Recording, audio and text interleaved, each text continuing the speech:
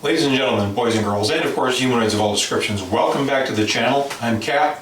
This is my place. It's time for our monthly Army story. This story takes place well after dark. Let's get started.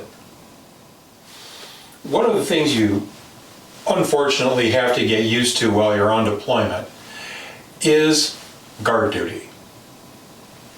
When you're stateside or in a rear area where you're in an actual barracks, what you have is called charge of quarters at the company level, where there's a sergeant and one soldier who's E4 and below who are on duty for 24 hours. At battalion, brigade, and higher levels you have staff duty. When you get high enough, instead of a sergeant, there's an officer. But on deployment, you've got guard duty.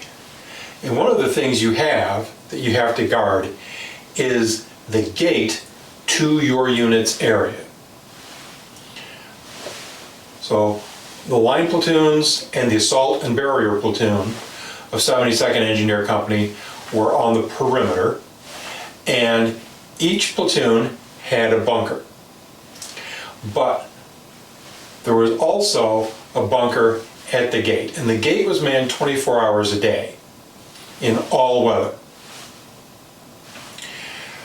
So one of the things this means is you're going to lose at least 2 hours of sleep every night for the length of the deployment.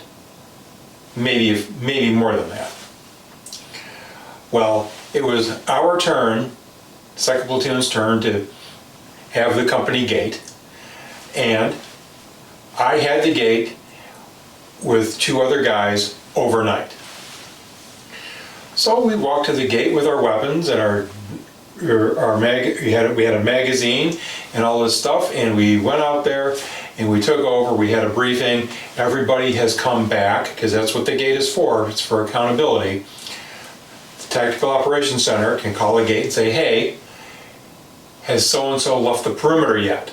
Has so-and-so come back to the perimeter? And you can check your clipboard and you can provide that information. But now we're overnight. And we did our 2 or maybe it was 3 hours. Our relief showed up and we gave them a good briefing. We told them goodnight and off we went back to second platoon's area to get in our cots and try and at least get some sleep. But we ran into something.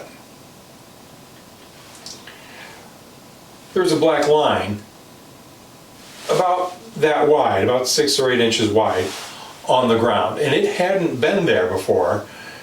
There was no reason there should be a black line on the ground. Now this was still Desert Shield.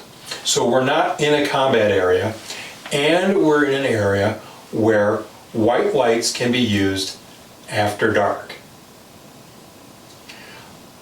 Well, at the time, we were still using the old-fashioned angle head flashlights that we've been using since Vietnam and maybe the Korean War. And if you were lucky, before we left Fort Benning, we had the opportunity to go out to Ranger Joe's and buy mini mag light. We pulled out our flashlights and we turned on our white lights, and oh my God, it's a column of ants, and they're all going in the same direction. It goes as far as we can see off to our right, and it goes as far as we can see off to our left. And as tired as you are, and as badly as you want to actually have a chance to get in your cot and get in your fart sack sleeping bag and get some sleep, this was worth checking out. So we did. We decided we were going to go to our left, because that's the direction the ants were coming from. And so we started walking, and we ran into a camouflage net, second platoon. The column of ants went underneath the camouflage net. They went around people's cots, they went around boxes full of possessions, they went around an APC, didn't touch anything, and continued on out into the desert. So we continued walking. We decided we weren't going to go too terribly far outside our perimeter, and after about 100, 150 meters, we found it. It was a hole in the sand about so big around, not quite the size of a softball, but at least 2.5 times the size, or 2.5 times the size of a softball, excuse me.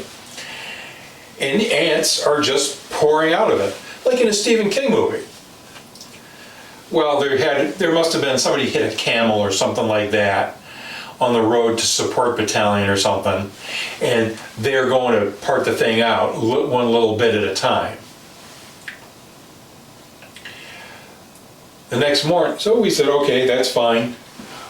We headed back, we got in our fart sacks and went to bed. Next morning at chow, we ran into the guys from 2nd Platoon, and we told them, hey, did you guys have any ants or anything in your stuff this morning? No, why? And so we told them what we had found. Completely freaked them out, can't blame them. We did see that one other time in the so-called neutral zone while we were hiding out there waiting to cross into Iraq once Desert Storm had started.